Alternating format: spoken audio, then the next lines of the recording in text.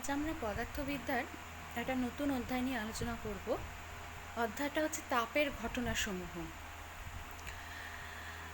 আমাদের এই অধ্যায়ে মূলত তাপের প্রভাবে বিভিন্ন পদার্থের যে প্রসারণের ঘটনা ঘটে সেটা আমরা আলোচনা করব। আমরা দৈনন্দিন জীবনে কঠিন পদার্থের তাপীয় প্রসারণের অনেক উদাহরণ চোখের সামনে দেখতে পাই। যেমন ধরো, একটা কাচের বোতলের মুখে একটা ধাতব ছিপি আটকানো রয়েছে। এবার এটা এমনভাবে ছিপিটা এঁটে বসে গেছে যে সহজে এটা খোলা যাচ্ছে না।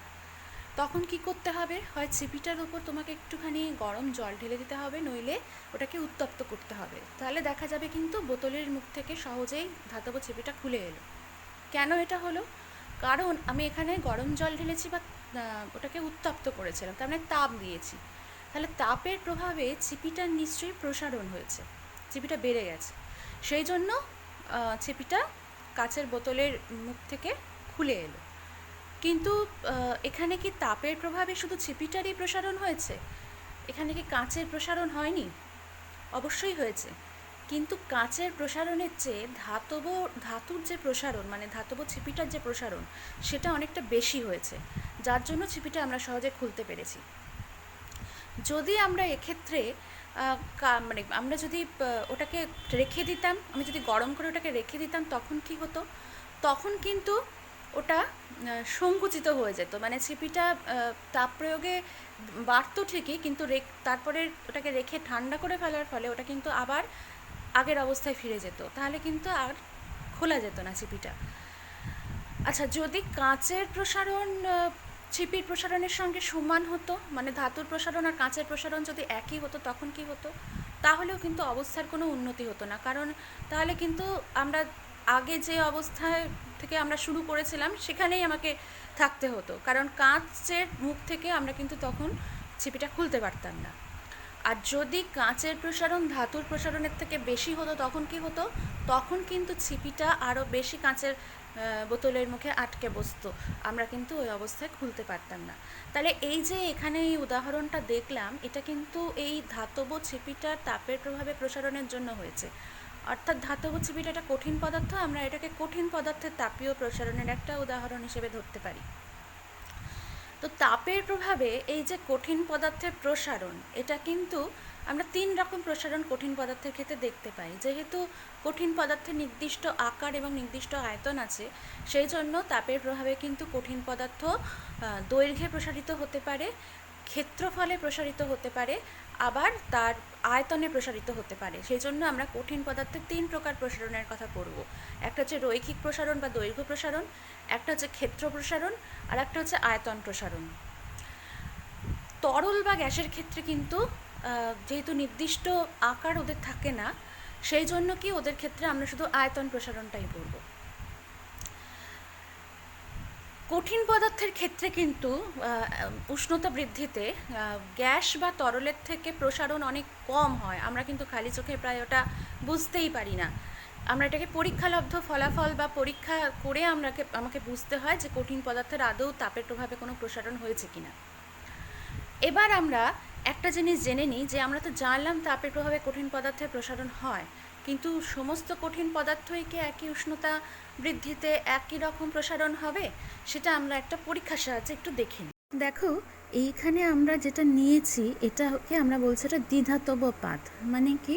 দ্বিধাতব পাত হচ্ছে কি না, সম দৈর্ঘ্য, সমপ্রস্থ ও সমবেধের, মানে সমান উচ্চতার দুটো আলাদা আলাদা ধাতু, এখানে আমরা নিয়েছি পিতল আর লোহা, এরকম দুটো পাতকে আমরা রিভেট করে এখানে সংযুক্ত করে রেখেছি। এই যে সংযুক্ত সংস্থাটা দুটো ধাতুর, এটাকেই আমরা বলছি দ্বিধাতব পাত।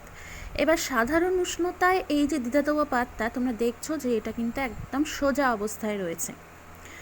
এবার এটাকে আমি মনে করি উত্তপ্ত করা হলো। উত্তপ্ত করার পর দেখা যাবে যে দ্বিধাতব পাতটা কিন্তু আর সোজা থাকছে না, এটা কিন্তু এবারে একটু বেঁকে গেছে।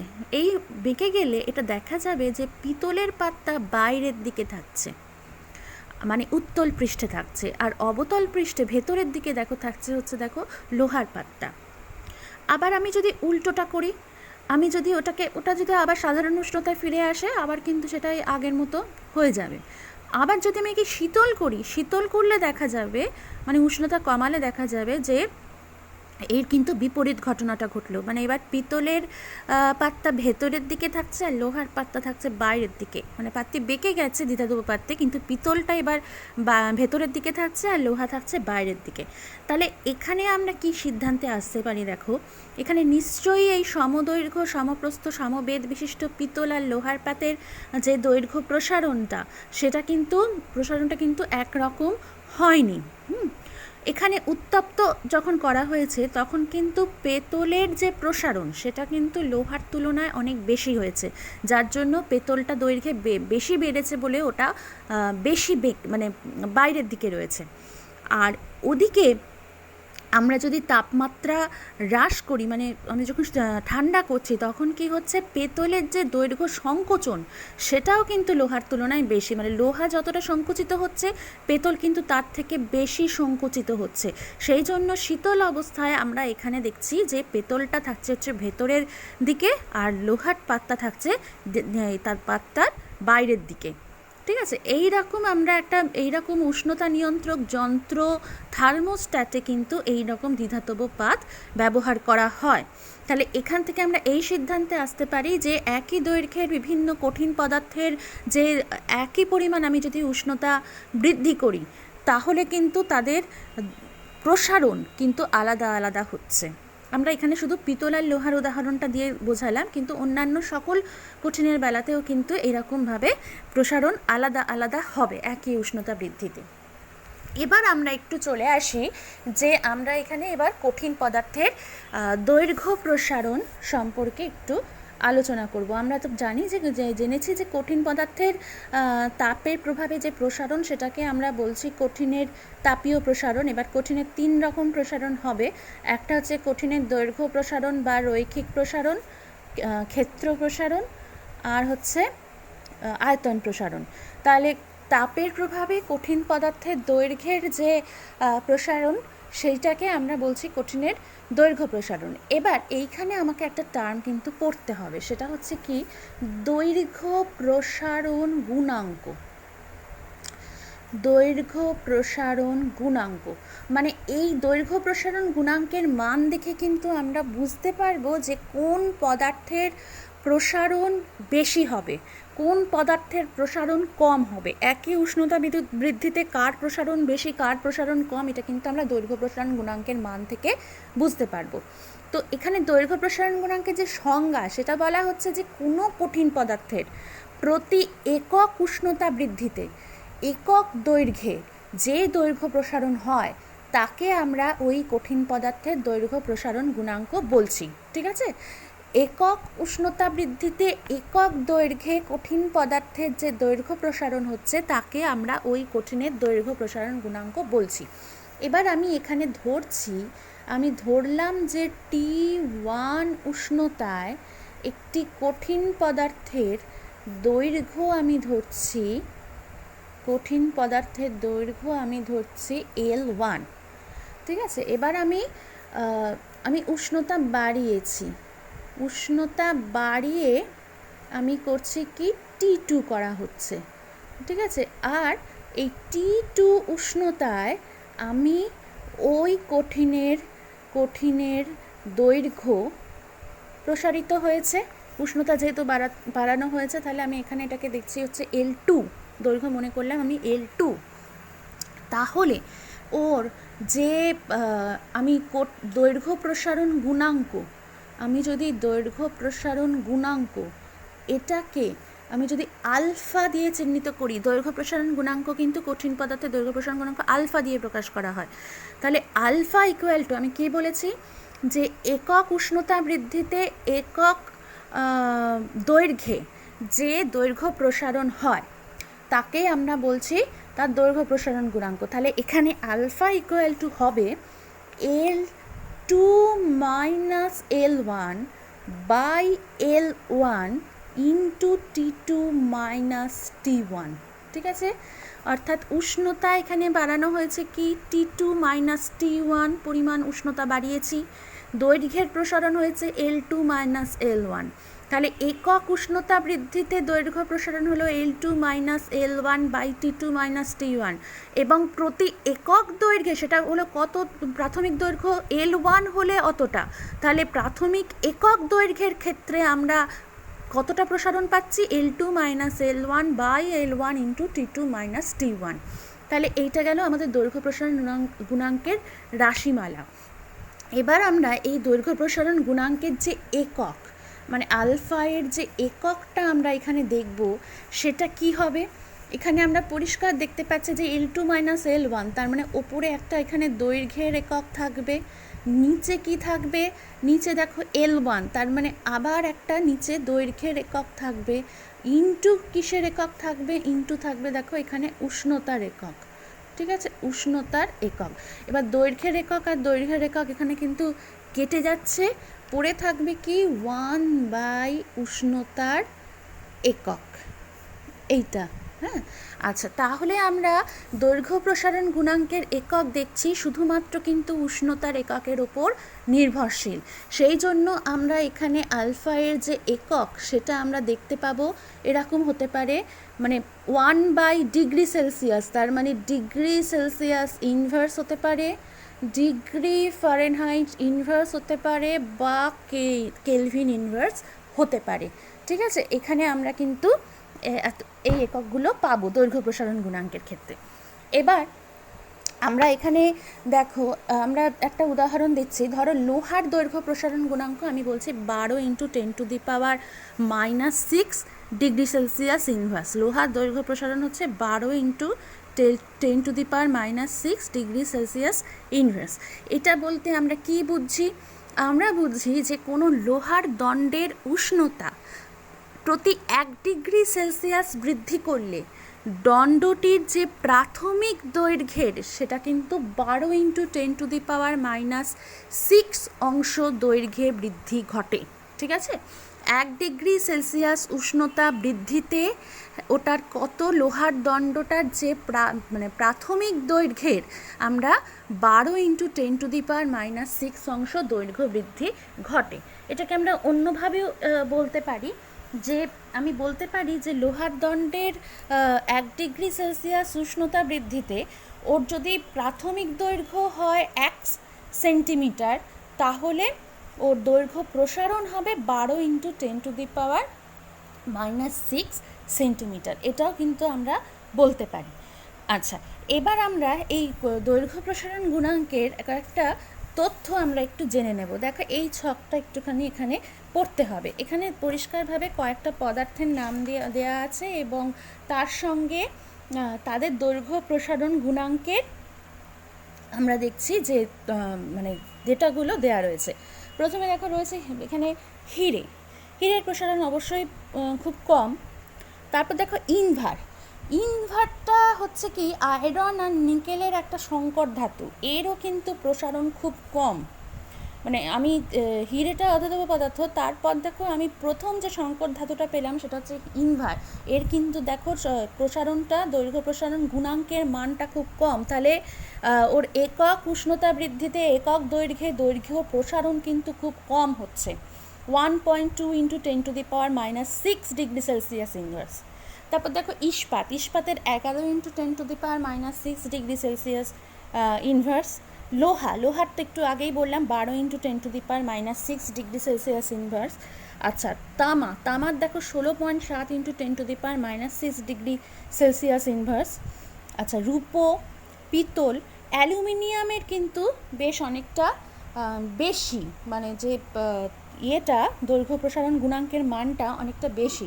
তাহলে অ্যালুমিনিয়ামের কিন্তু একক দৈর্ঘ্যের দৈর্ঘ্য প্রসারণ প্রতি একক উষ্ণতা বৃদ্ধিতে কিন্তু বেশি হচ্ছে।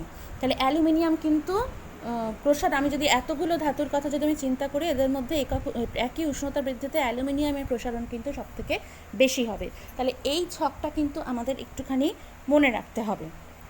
ঠিক আছে, এখানে দেখো এই দ্বিধাদ্বন্দ্ব পাতের বেলাতে যে পিতল আর লোহার এক্সাম্পলটা দিয়েছিলাম, এখানে লোহা আর পেতলের তথ্যটা দেখলেই বোঝা যাবে। দেখো একই উষ্ণতা বৃদ্ধিতে লোহার ক্ষেত্রে প্রসারণ যতটা হবে একক দৈর্ঘ্যে, পিতলের ক্ষেত্রে কিন্তু একই উষ্ণতা বৃদ্ধিতে একক উষ্ণতা বৃদ্ধিতে প্রসারণ কিন্তু প্রতি একক দৈর্ঘ্যে বেশি। তার মানে পিতল যতটা একই উষ্ণতা বৃদ্ধিতে প্রসারিত হচ্ছে, লোহা কিন্তু তার থেকে কম প্রসারিত হচ্ছে। এই জন্য পিতলের দ্বিধাতব পাতটা এইভাবে বেঁকে গেছিলো।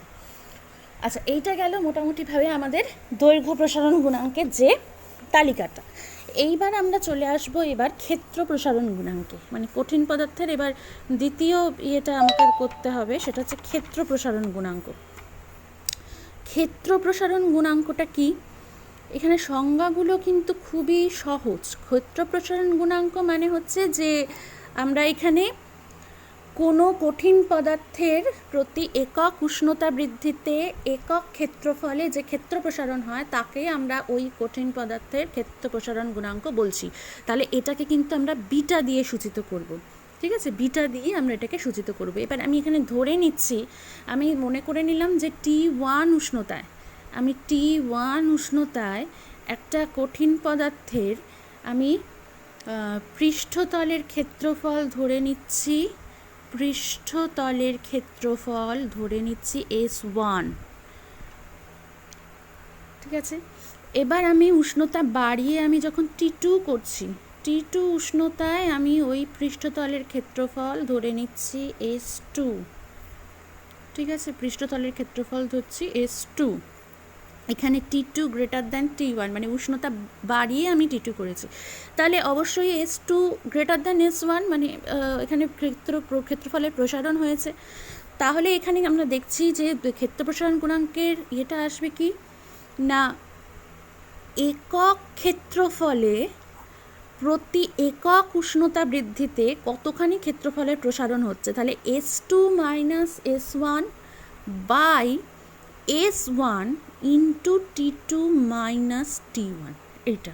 ঠিক আছে, এখানেও কিন্তু আমরা দেখতে পাচ্ছি যে এই পৃষ্ঠতল, এই যে বিটার যে একক, সেখানে এখানে ক্ষেত্রফলের একক বাই ক্ষেত্রফলের একক ইন্টু উষ্ণতার একক, কিন্তু ক্ষেত্রফলের একক ক্যান্সেল করে যাবে, পড়ে থাকবে শুধু 1 বাই উষ্ণতার একক। তাহলে বিটা এর এককও কিন্তু আমি দেখতে পাচ্ছি এখানে ডিগ্রি সেলসিয়াস ইনভার্স বা ডিগ্রি ফারেনহাইট ইনভার্স বা কেলভিন ইনভার্স, শুধুমাত্র উষ্ণতার এককের ওপর এর এককটা নির্ভরশীল। এবার আমরা চলে আসব আয়তন প্রসারণ গুণাঙ্ক। আয়তন প্রসারণ গুণাঙ্ক, এটা যে 3 নম্বর আয়তন প্রসারণ গুণাঙ্ক। এখানে আমরা এটাকে কিন্তু গামা বলে সূচিত করব, গামা। ঠিক আছে, দৈর্ঘ্য প্রসারণ গুণাঙ্কটা ছিল হচ্ছে আলফা, এটা 1 নম্বর ছিল, এটা আলফা। ক্ষেত্র প্রসারণ গুণাঙ্ক বিটা, আর এটা হচ্ছে গামা। এবার গামা এখানে আমি কি করব না, কোনো কঠিন পদার্থের প্রতি একক উষ্ণতা বৃদ্ধিতে প্রতি একক আয়তনে যে আয়তন প্রসারণ হয় তাকে আমরা ওই কঠিন পদার্থের আয়তন প্রসারণ গুণাঙ্ক বলছি। কঠিন পদার্থের একক উষ্ণতা বৃদ্ধিতে একক আয়তনে যে আয়তন প্রসারণ হয় তাকে আমরা ওই কঠিন পদার্থের আয়তন প্রসারণ গুণাঙ্ক বলছি। সংজ্ঞাগুলো কিন্তু খুবই সহজ, মানে দৈর্ঘ্য প্রসারণ গুণাঙ্কে খালি আমাকে প্রতি একক দৈর্ঘ্যে একক উষ্ণতা বৃদ্ধিতে কতখানি দৈর্ঘ্য প্রসারণ, ক্ষেত্র প্রসারণের ক্ষেত্রে প্রতি একক ক্ষেত্রফলে প্রতি একক উষ্ণতা বৃদ্ধিতে কতখানি ক্ষেত্রফলের প্রসারণ, আর এখানে দেখলাম প্রতি একক আয়তনে প্রতি একক উষ্ণতা বৃদ্ধিতে কতখানি আয়তন প্রসারণ। ঠিক আছে, তাহলে এখানে কিন্তু আমরা একইভাবে ধরে নিচ্ছি T1 উষ্ণতায় কঠিন পদার্থের আয়তন আমি ধরে নিলাম, এখানে ধরছি আয়তন আমি ধরে নিচ্ছি V1। T2 উষ্ণতায় আমি আয়তন ধরে নিচ্ছি হচ্ছে V2, T2 greater than T1। তাহলে এখানে V2 অবশ্যই V1 এর থেকে বড়, আয়তনের প্রসারণ হয়েছে।